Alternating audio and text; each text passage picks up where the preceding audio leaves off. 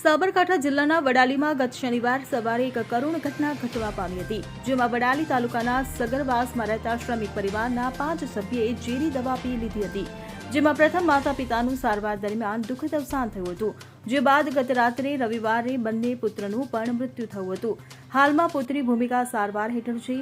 પરિવારે દવા કેમ પીધી તે હજુ સુધી જાણી શકાયું નથી. વડાલીમાં એક પરિવારના સામૂહિક આત્મહત્યાના કિસ્સામાં મૃત્યુઆંક 4 સુધી પહોંચ્યો છે.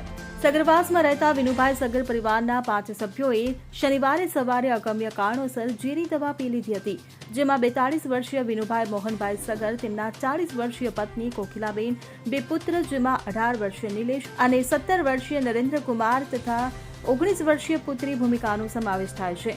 આ ઘટના અંગે જાણ થતાં જ આજુબાજુના લોકોએ તાત્કાલિક 108 એમ્બ્યુલન્સની જાણ કરી હતી.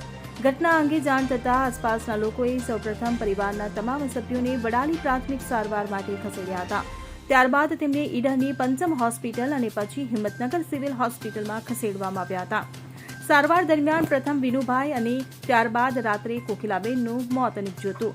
ત્યારે શનિવારની મોડી રાત્રે પરિવારના 2 પુત્ર અને 1 પુત્રીને ઝેરી દવાની વધુ અસર થતાં તેઓને હિંમતનગરની સિવિલ હોસ્પિટલમાં લાવવામાં આવ્યા હતા, જ્યાં તબીબો દ્વારા તાત્કાલિક તેમની ડાયાલિસિસની પ્રક્રિયા હાથ ધરવામાં આવી હતી. કરુણ ઘટનાએ સમગ્ર પંથકમાં ભારે શોકની લાગણી ફેલાવી દીધી છે. પરિવારના અંતિમ પગલા પાછળનું કારણ હજુ અકબંધ છે અને પોલીસ દ્વારા આ અંગે વધુ તપાસ હાથ ધરવામાં આવી રહી છે. Bureau report CN24 news. હવે જુઓ દેશ દુનિયાની તમામ ખબરો તમારી આંગળીના ટેરવે. ઉઠાવો મોબાઈલ અને Google Play Store પરથી ડાઉનલોડ કરો અમારી CN24 ન્યૂઝ મોબાઈલ એપ.